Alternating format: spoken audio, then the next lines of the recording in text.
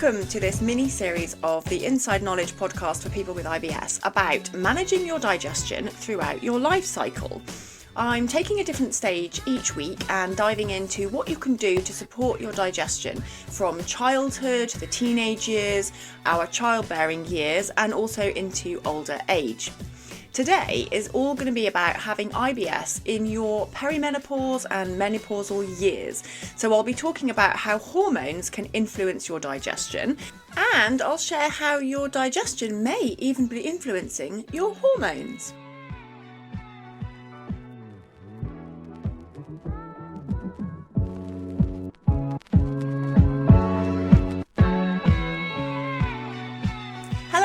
Welcome to episode 88 of the Inside Knowledge podcast. I'm Anna Mapson. Although I did episode 7 all about the menstrual cycle and IBS, I've never actually done an episode about menopause and how it might affect your digestion. So I'm quite looking forward today to getting into focusing on this stage of our lives when hormones can be changing quite a bit.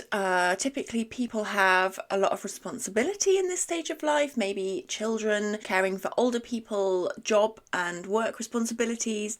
So there can be a crunch time for changes within your body and lifestyle and psychological changes, I suppose, that may also be influencing your state of mind and your state of health.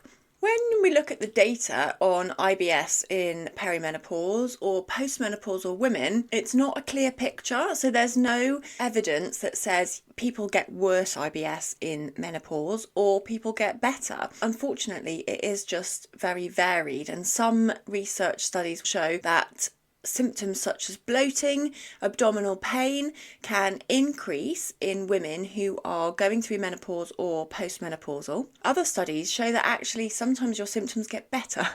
And I think this might be down to the fact that IBS is such a varied condition, and some of your symptoms may be better with hormones and some of them may be worse. It's the same picture for taking HRT, hormone replacement therapy, that some people will feel better when they are taking it and replacing the hormones, and some people actually don't get on well with it. So let's get into a little bit about this and why your hormones affect your digestion so much. Just so that everyone knows exactly what I'm talking about, when I say perimenopause, I mean you're in the lead up to your menopause, and generally when we say postmenopausal, we mean it's been a year since the date of your last period. So you've not had any periods for 12 months. That means you are postmenopausal. In the lead up to that menopausal date, there are huge fluctuations that may start, 5-10 years before. The average age of going through the menopause is around 51. So basically most of your 40s, if not starting even perhaps earlier, because there will be some fluctuation to the age of 51, some people will go through it earlier. So you may be getting perimenopausal symptoms from the age of, your late 30s onwards. And some people will sail through their menopause, not have any problems at all. Great if that's the case. But a lot of people do find their symptoms get a bit worse. And it may be down to, as I was saying, there's the confounding factors of aging. Your body is older as you're in your 40s and then into your 50s.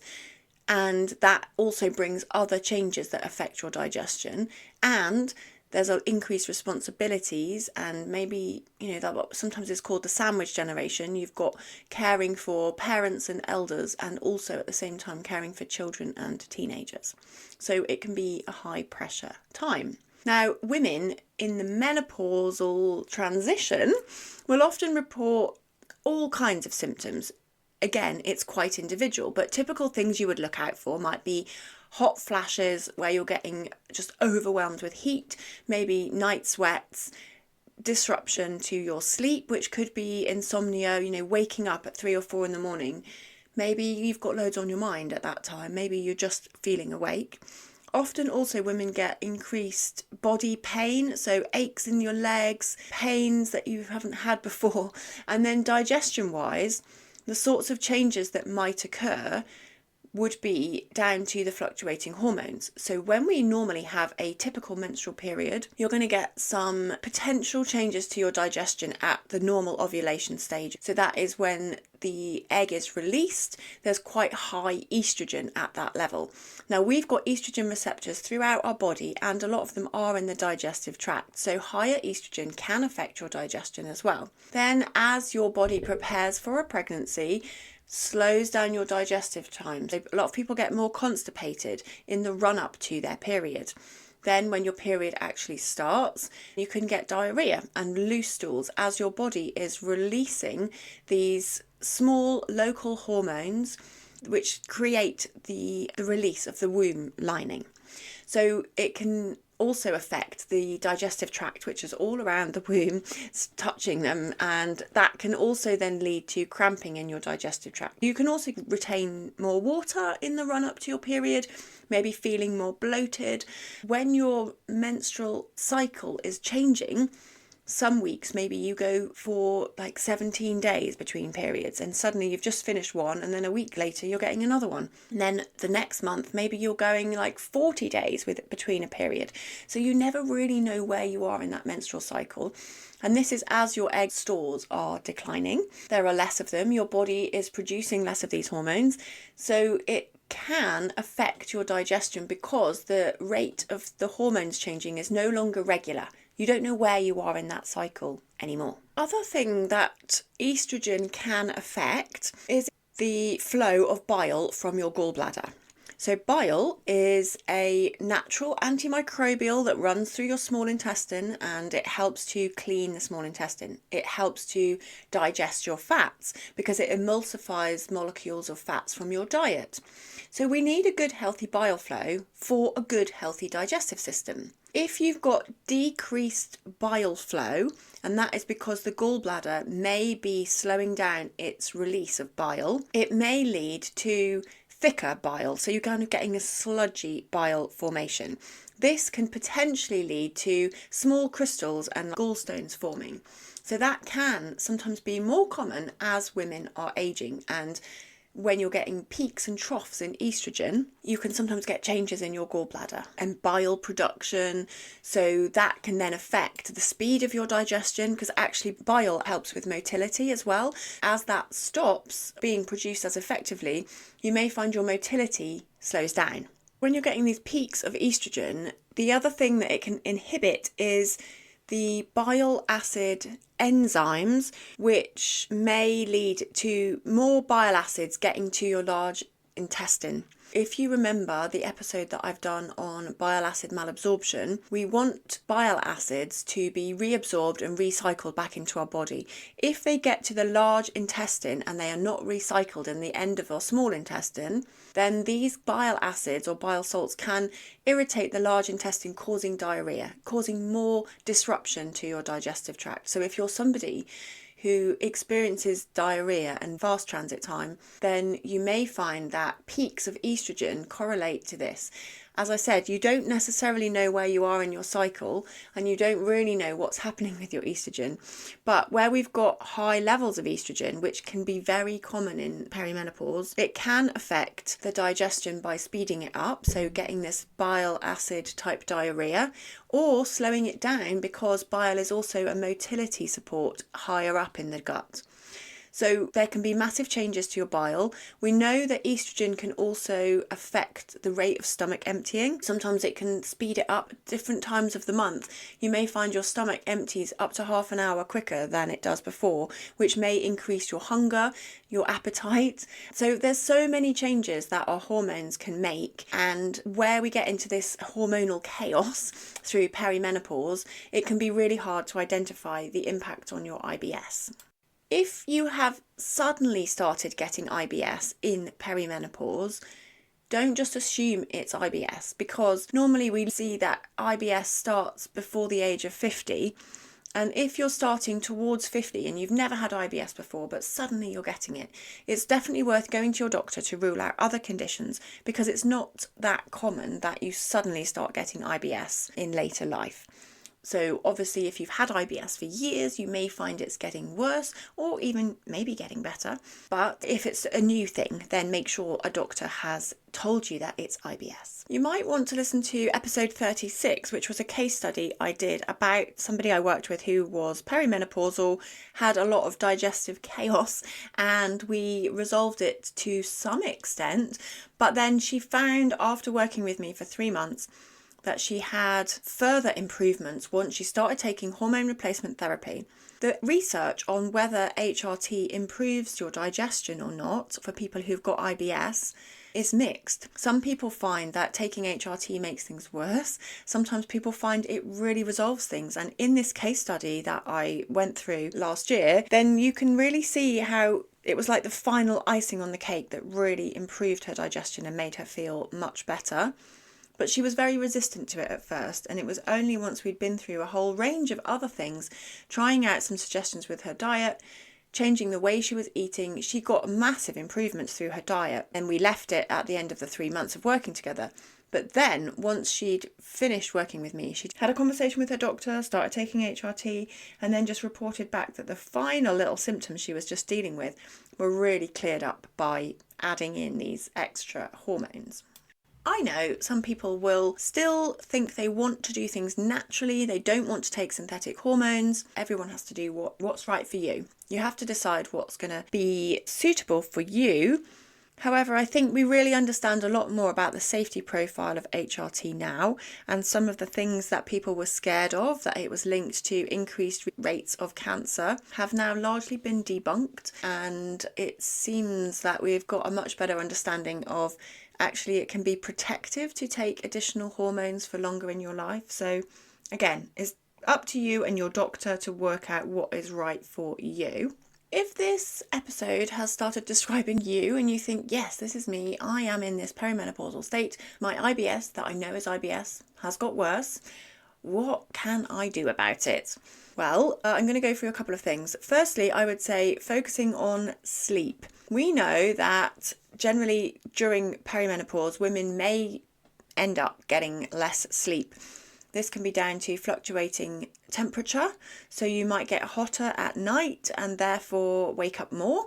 Also, just generally, there may be more stress, and that can happen during midlife, and so maybe you're waking up with anxiety or busy thoughts. And when we don't sleep as well, things generally tend to feel much more stressful the next day. You feel more anxiety when you're overtired. You tend to reach for sugary foods because you need a little energy boost. Getting good sleep is really important. Now, I know if you've got insomnia, someone telling you to get sleep is not helpful. But what I find is some people aren't prioritising sleep. They're drinking wine at night to relax them, to feel better after the day. But that is a kind of sedative and it doesn't give you good quality sleep. So prioritising good quality sleep by cutting out alcohol, making sure your caffeine intake is limited to before lunch, only in the morning, because caffeine can disrupt your sleep. Getting outside every day, going for a walk and seeing some daylight. This can be tricky, but really helps you to get better quality sleep when you do sleep.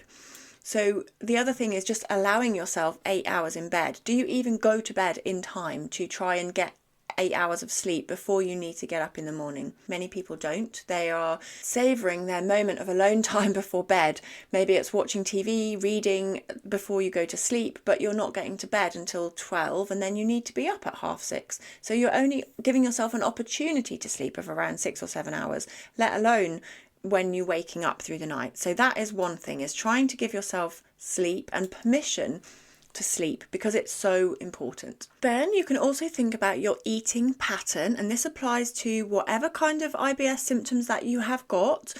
I suggest going to listen to the very first few episodes of this podcast where I talk about mindful eating and when to eat for IBS, because in there I really stress the importance of having your 3 meals a day. And I know from working with lots and lots of midlife women that it's common to skip meals. Whether you're doing it because you want to lose weight or you're worried about eating too much, because, a lot of us have been growing up in the 80s and 90s where there was heroin chic, fat-free diets, these foods were demonized.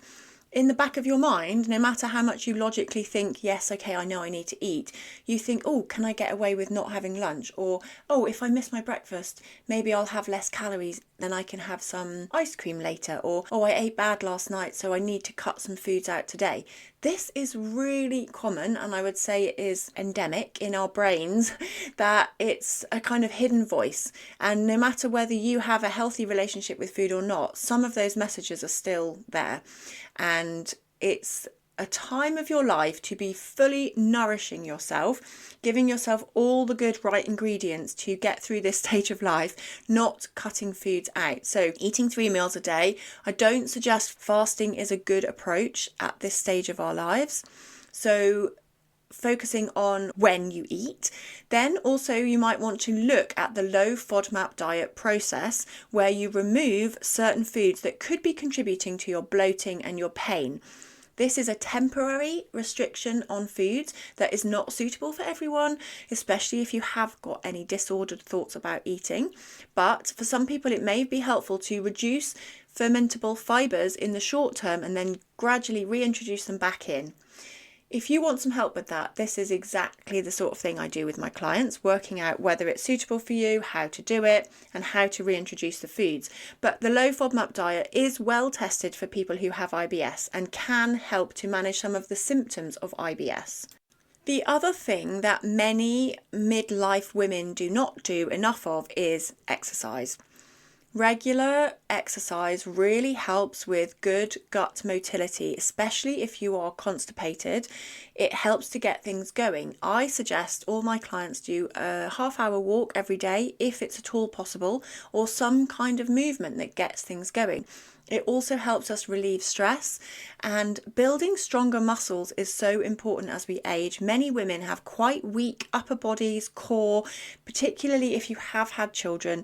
Maybe your stomach muscles aren't what they used to be, but that can put more pressure on your back. And as we age, we want to get strong, we want to feel capable and resilient, and so building some muscle mass is a great way to do this. So whether it's yoga, doing some light weights, or even heavy weights, I shouldn't say light weights, doing some weights that build up your muscle mass. This also really helps with blood sugar irregulation. So the more muscle mass you have lower insulin resistance and better blood sugar profiles.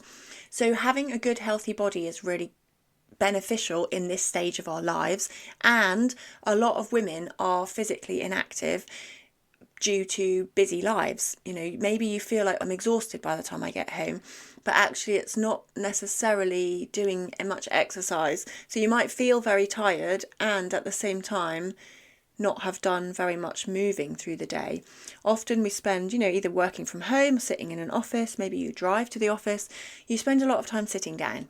So walking, if you've got a dog, that's a great reason to get out, but really can be so helpful, and also just helps us with stress.